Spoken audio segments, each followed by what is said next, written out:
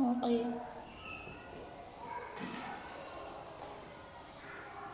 Baik Bu Siti, ini selanjutnya saya mau meminta izin untuk mewawancarai salah satu rekan sejawat panjenengan ketika kemarin ikut pada waktu pemetaan aset ya. Kan sudah diskusi dari pemetaan aset yang panjenengan gunakan untuk membuat RPS. Sudah. Oke, saya minta izin dulu untuk melakukan wawancara sebentar saja ya Bu. Ya, silakan. Oh ya, terima kasih banyak atas waktu yang diberikan. Assalamualaikum Bu Afif. Sehat? Alhamdulillah sehat. Jadi bagaimana? Alhamdulillah sehat juga. Lama tidak bertemu ya? Bertemu kembali di sini ya. Di sini saya mau meminta izin. Kemarin kan panjenengan sudah mengikuti diskusi tentang pemetaan aset sama Bu Siti untuk menunjang RPS Bu Siti ya. Mohon izin di sini saya mau sedikit bertanya. Nah, pertama itu bagaimana proses panjenengan dalam menemukan, mengidentifikasi sumber daya yang ada di sekolah. Baik, untuk proses yang kami lakukan, yakni dengan cara berdiskusi. Berdiskusi ini mencakup semua warga sekolah, yakni kepala sekolah, kemudian rekan sejawat, kemudian juga murid juga. Hal tersebut untuk menemukan secara bersama-sama sumber daya atau aset yang ada di sekolah. Seperti itu, jadi sudah berdiskusi bersama-sama dengan semua stakeholder yang ada di sekolah.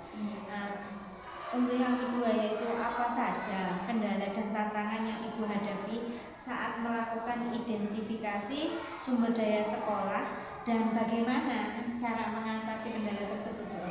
Baik, untuk kendala yang saya hadapi saat melakukan identifikasi sumber daya sekolah yaitu terkadang masih memusatkan pada apa yang mengganggu dan apa yang masih kurang.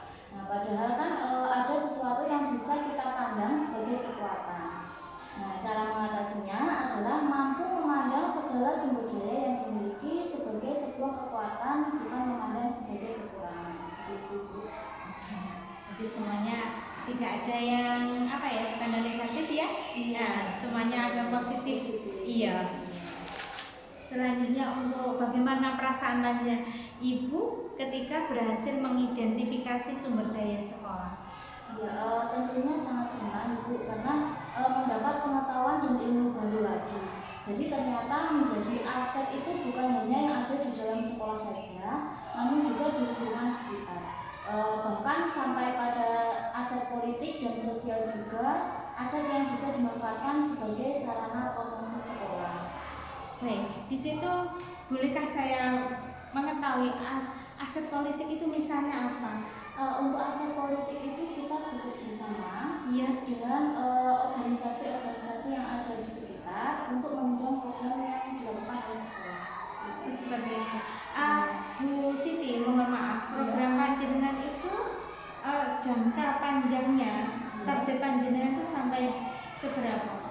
Kalau saya untuk target panjangnya bisa dilakukan secara terus-menerus Bu. Karena kalau mengingat di sekolah saya itu memang kalau sekarang itu tingkat literasinya itu masih rendah. Kemudian kalau untuk targetnya itu ya bisa dilaksanakan secara terus-menerus. Misalkan nanti ada yang sudah lulus, nanti diteruskan kembali oleh yang di setingkat di bawahnya seperti itu. Baik, berarti kan secara berkesinambungan. Kemarin berarti itu untuk pemetaan asetnya sudah dirinci apa yang ada di sekolah semua sudah dilibatkan ya Bu Azuki? Oke. Selanjutnya itu apa pertimbangan Ibu dalam menentukan sumber daya sekolah?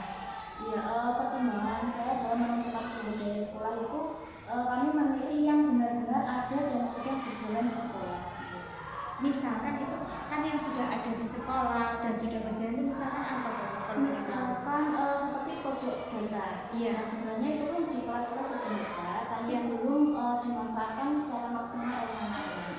Jadi dengan program yang dicanangkan oleh Bu Siti itu yakni literasi, itu nanti akan berusaha meningkatkan literasi anak-anak dan juga meningkatkan pemanfaatan dari pojok belajar tersebut.